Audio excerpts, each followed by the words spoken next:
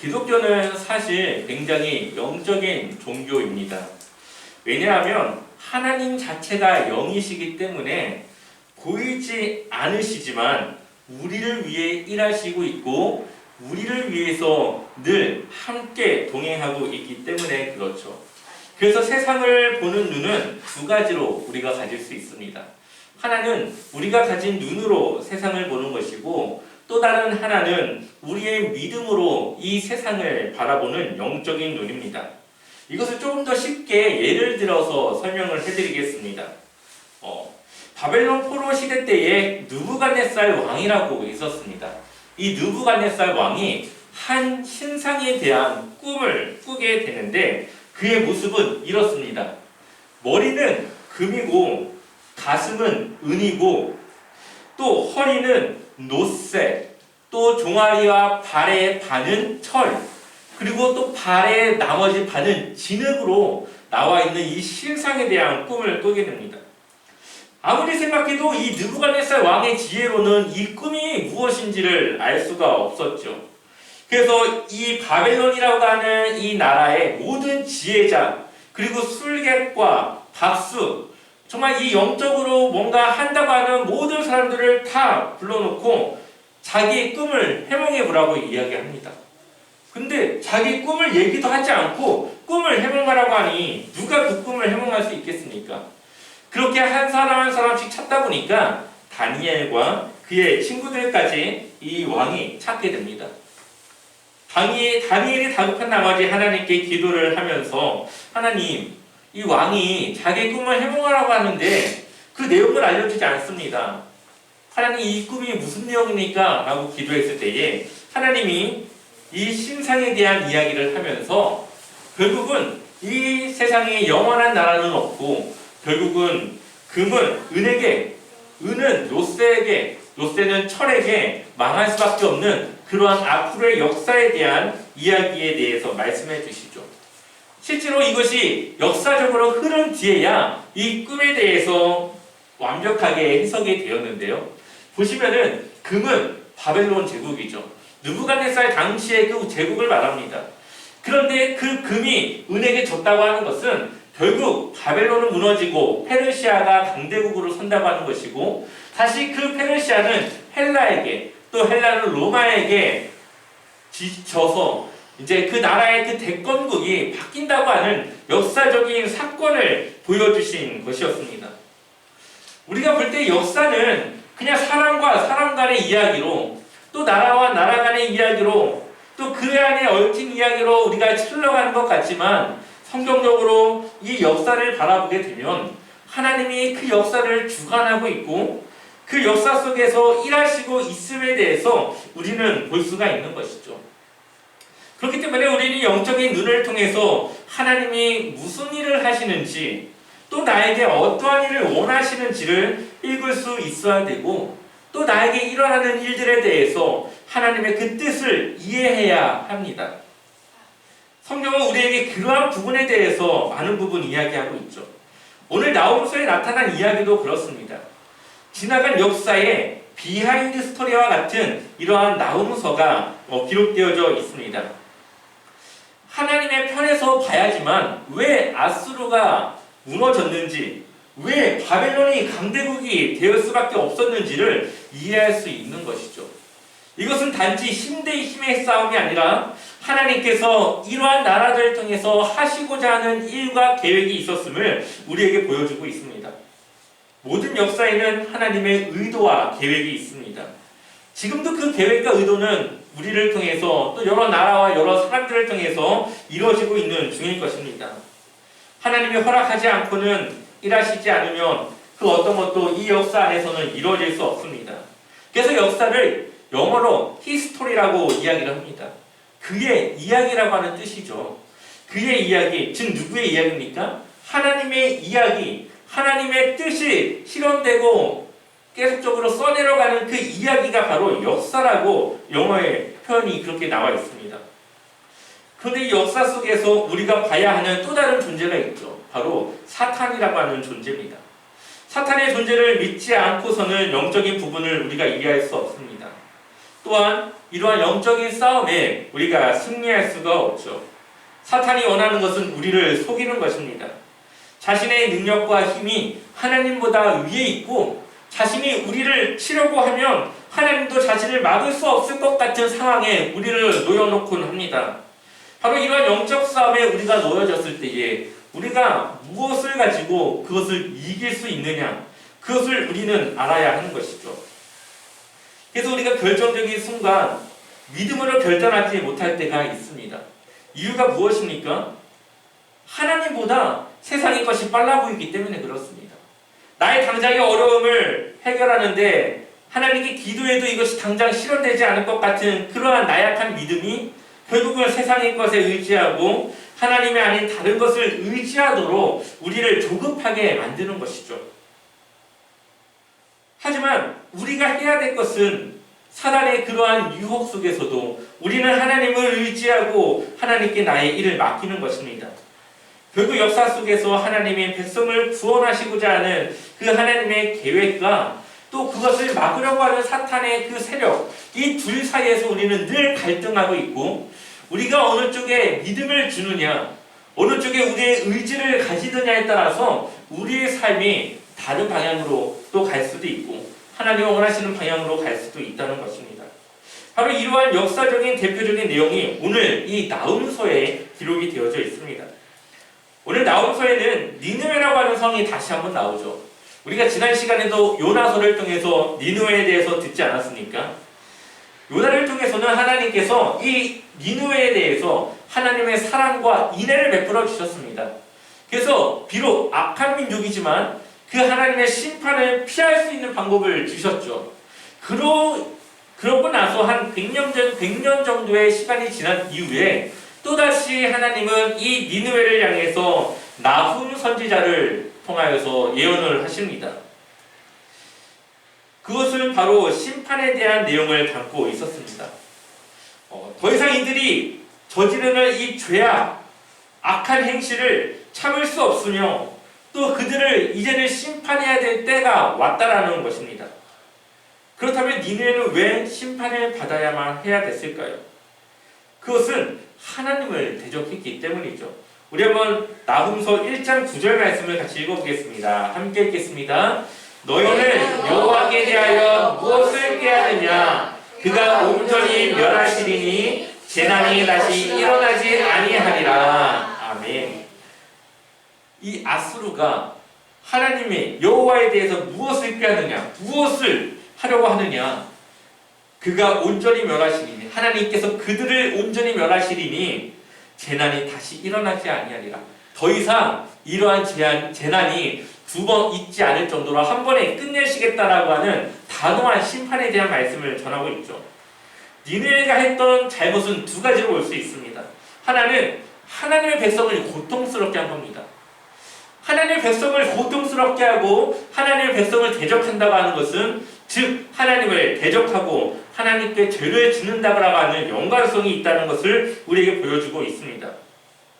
그래서 하나님은 이들에게 두 번 다시 기회가 오지 않도록 한 번에 그 끝을 내겠다고 하는 심판에 대한 말씀을 전하고 있는 겁니다. 니느웨는 아수르에서 가장 큰 성읍이죠. 그러니 아수르를 대표하는 그러한 지역이 바로 이 니느웨라고 할 수 있습니다. 결국 하나님의 백성을 힘들게 하고 고통스럽게 했던 이 아수르를 하나님이 심판하시겠다라고 하는 내용이 이 나훔서 안에 기록이 되어져 있는 것이죠. 그 이유가 무엇입니까? 하나님은 질투하는 하나님이시고 그는 보복하시는 하나님이시기 때문에 그렇습니다. 아수르가 겉으로 보기에는 남유다를 괴롭힌 것 같지만 그것을 영적으로 보면은 하나님을 대적했다라고 보고 있는 것이죠. 우리 나훔서 1장 2절의 말씀을 같이 읽어보겠습니다. 나훔서 1장 2절 함께 읽어보겠습니다. 여호와는 질투하시며 보복하시는 하나님이시니라.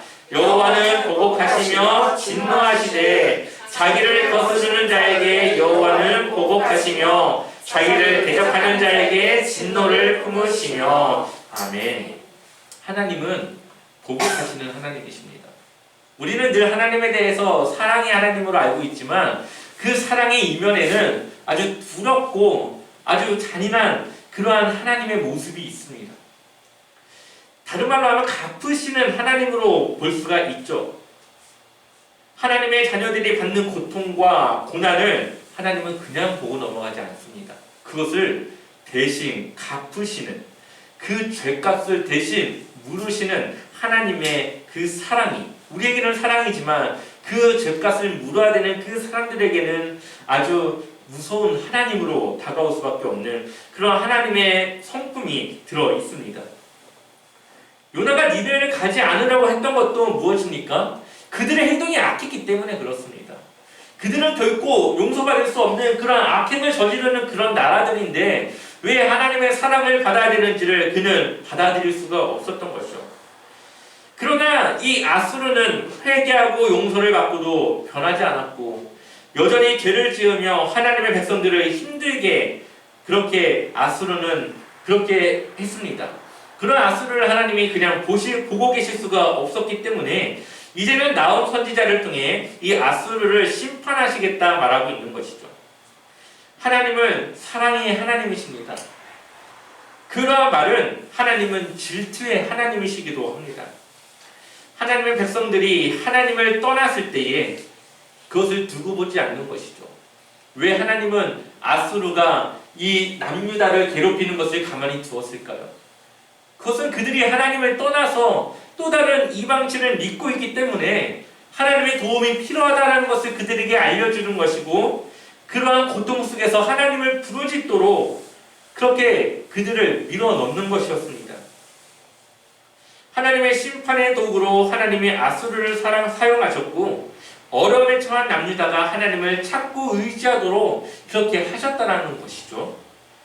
그리고 다시 하나님은 바벨론을 통해서 이 남유다, 하나님의 백성을 힘들게 했던 이 남유다를 또한 다시 죄값을 물으시는 심판의 도구로 이 바벨론을 사용하십니다. 그 내용이 어디 나와 있습니까? 바로 하박국에 나와 있습니다. 하박국 선지자가 바벨론의 강포에 대해서 호소합니다. 하나님, 저 바벨론은 저렇게 잔인하고 정말로 무지막지한 그런 나라인데 왜 그들을 내버려 두십니까? 왜 의로운 나라 우리 남유다를 힘들게 하는 것을 그냥 내버려 두십니까? 그렇게 따지고 묻는 이 하박국에게 하나님은 이렇게 말합니다. 우리 하박국 1장 6절 한번 읽어볼까요? 1장 6절 함께 읽어보겠습니다.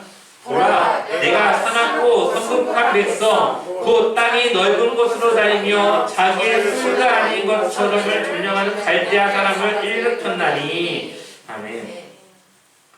갈대아 사람들, 여기서 갈대아 사람들은 바벨론을 말합니다. 갈대아 우르라는 그 지역에 그들의 나라가 있기 때문에 하나님은 그 갈대아 사람들, 바벨론을 사용하고 계시다라고 말씀하는 것이죠.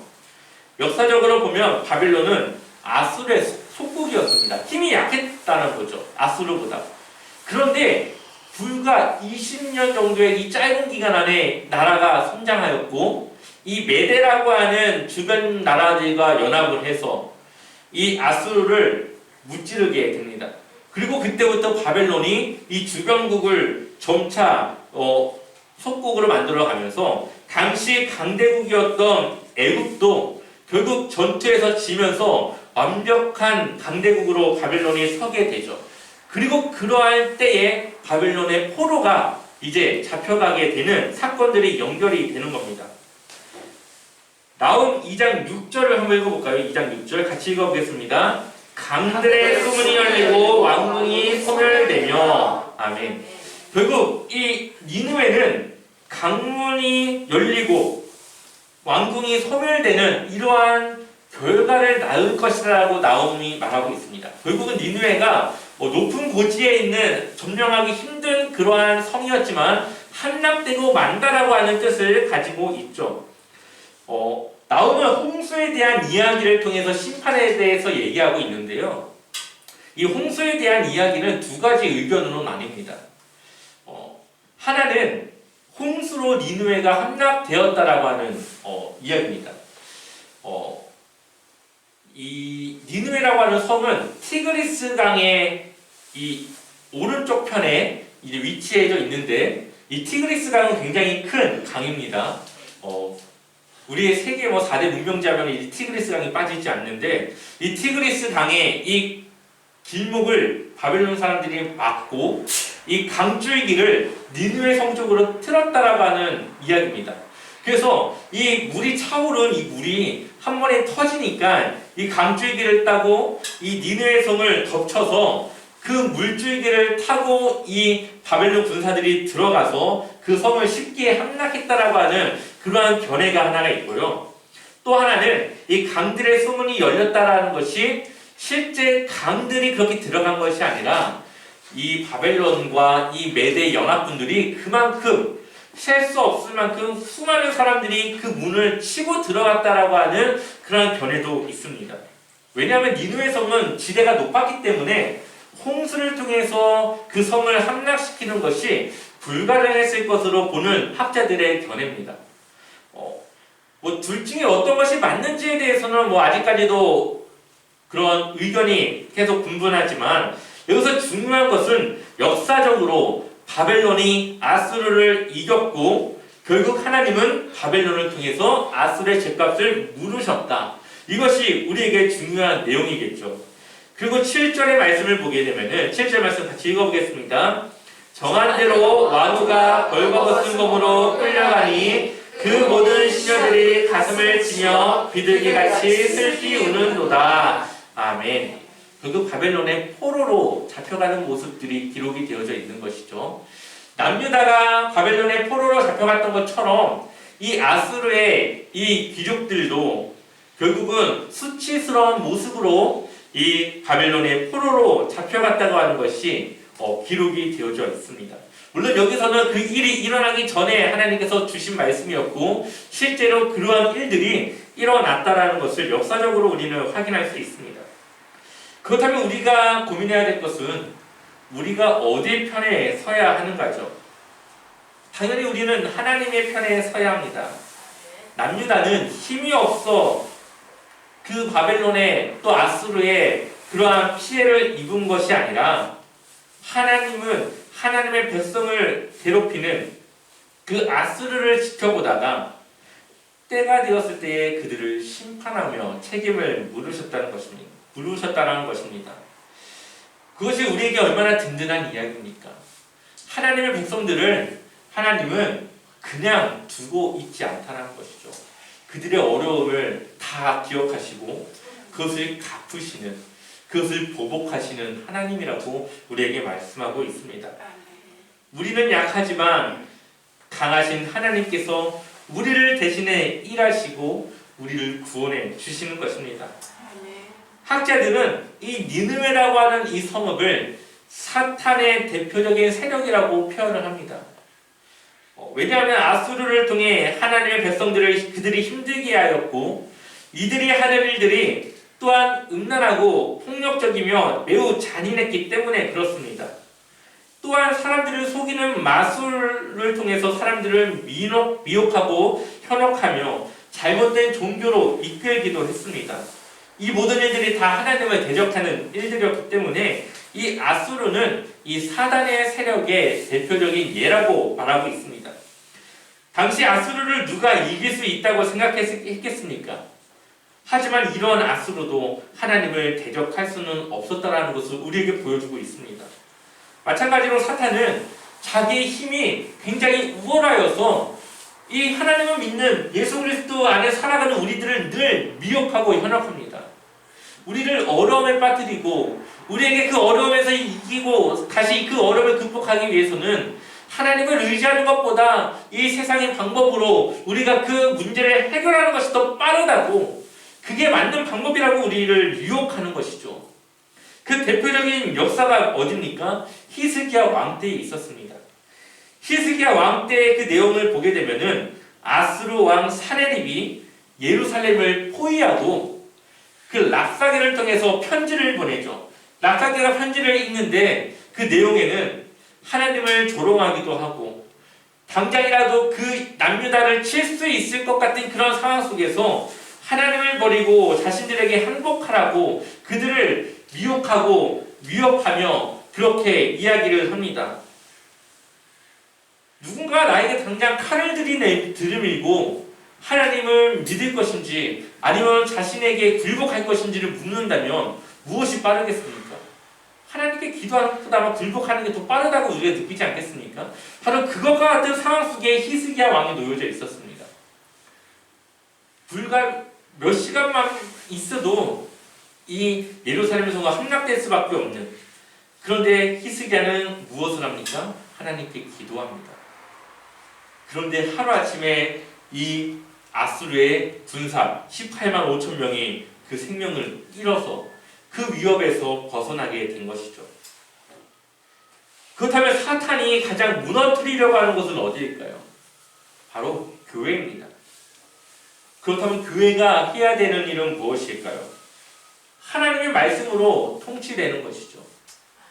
하나님의 말씀으로 통치되는 이 교회는 사단이 넘볼 수 없고 넘어뜨릴 수 없습니다. 하지만 이것이 쉬운 것 같지만 결코 쉬운 일이 아닙니다. 사탄은 교회 내에 내분을 만들기 위해 사소한 일로 싸움을 붙이기도 하고, 결국 그러한 작은 갈등이 교회에 내분이 되고 분열이 되며 서로의 깨어지고 상처를 입는 그러한 결과를 낳기도 합니다. 이렇게 무너지는 것을 사탄은 아주 좋아하죠.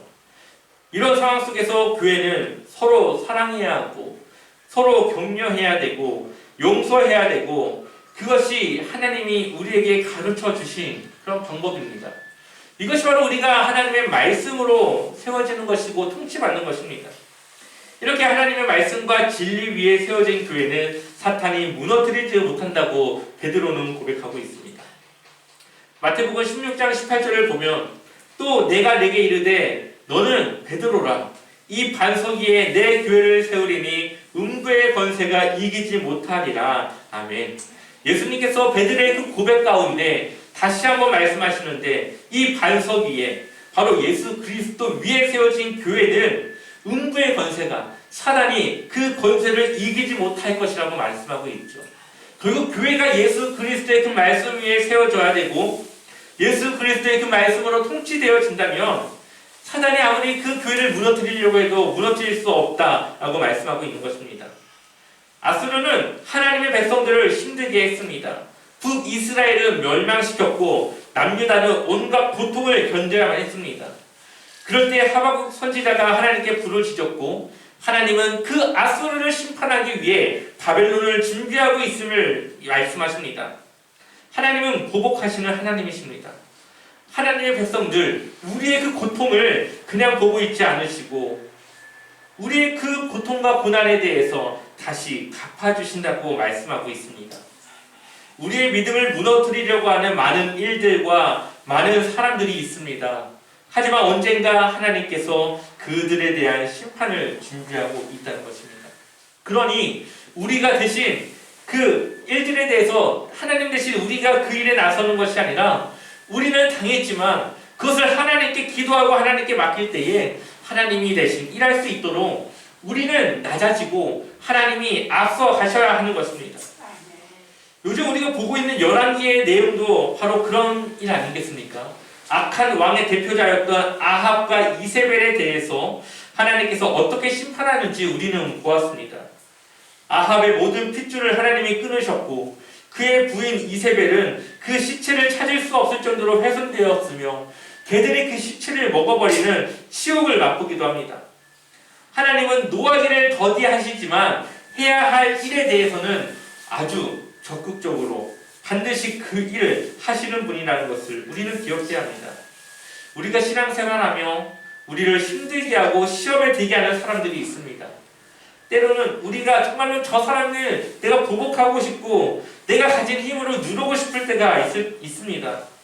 하지만 우리가 그것을 참아야 하는 이유, 그것을 하나님께 맡겨야 되는 이유, 그것이 하나님이 원하시는 모습이고 하나님의 백성들이 하나님을 의지해야 되는 방법이기 때문에 그렇습니다. 세상은 우리의 눈으로 보는 것이 다가 아닙니다. 보이지 않는 존재와 우리는 늘 싸움합니다. 하나님의 일을 하려고 하는 우리의 마음과 좀 더 편하게, 좀 더 내 이익을 따라 살아가고 싶어하는 육적인 그러한 나의 마음이 늘 싸우는 것이죠. 우리는 이것을 영적 싸움, 영적 전쟁이라고 말을 합니다. 이 영적 싸움에서 중요한 것은 우리의 믿음과 마음입니다. 우리의 믿음이 흔들리고 마음이 무너지면 그 싸움을 이길 수 없습니다. 그래서 잠언 4장 23절에는 모든 지킬 만한 것 중에 더욱 내 마음을 지키라고 말씀하고 있고, 로마서 1장 17절에는 복음에는 하나님의 의가 나타나서 믿음으로 믿음에 이르게 하나니 기록된 바 의인은 오직 믿음으로 말미암아 살리라 한 것 같다라고 말씀하고 있습니다. 사탄은 우리의 약점을 파고듭니다. 우리의 흔들리는 마음을 흔들어 놓고 우리의 연약해진 믿음을 물고 늘어집니다. 때로는 우리가 사탄이 나를 시험하고 흔드는 것을 알면서도 그것을 이기지 못하고 내 마음과 내 감정을 추스르지 못하고 하나님께 기도하지 못하고 그 마귀의 유혹에 넘어가는 경우들도 있습니다. 이러한 일들은 우리의 실생활 속에서 다양한 모습들로 나타납니다. 역사가 하나님의 주관 안에서 일어나고 그 역사가 하나님의 뜻대로 이루어지는 것처럼 우리의 삶이 하나님의 뜻 가운데 이루어질 수 있도록 우리는 늘 믿음을, 우리의 마음을 붙잡아야 하는 것이죠. 무엇이 하나님을 위한 일인지를 우리는 생각하고 행동해야 합니다. 그냥 상대방이 나를 힘들게 하고 어렵게 하더라도 그 상황을 다윗과 같이 하나님께 맡겨야 합니다. 그러면 하나님이 그 일에 대한 책임을 물으십니다. 사람적으로 볼 땐 내가 진 것 같지만 영적으로는 내가 이긴 것이고 그것을 하나님께 맡겼기 때문에 확실한 일이 하나님을 위해서 이루어지게 될 것입니다. 남유다를 괴롭힌 것은 나홈에서는 하나님을 대적한 것으로 말씀하고 있죠. 마찬가지로 하나님의 자녀인 우리를 대적하는 그 사람들은 내가 아니라 하나님을 대적하고 있는 것과 마찬가지입니다. 어떤 상황에서도 하나님의 말씀을 따라 우리가 순종하며 신실한 그리스도인으로 행동할 때에 우리의 행동에 대해 하나님이 대신 책임져 주실 것입니다. 늘 두려워하지 마시고 하나님께 믿음을 드리시길 축원합니다. 역사의 주인은 하나님이십니다. 그 하나님이 우리의 아버지라고 말씀하고 있습니다. 우리의 아버지가 우리를 대신해 일하시고 책임져 주십니다. 늘 여러분들의 실생활 속에서 일어나는 모든 영적 전쟁 가운데 승리하시고 그러한 멋진 제자와 삶교회 성도로서 살아가시기를 주님의 이름으로 간절히 축원합니다.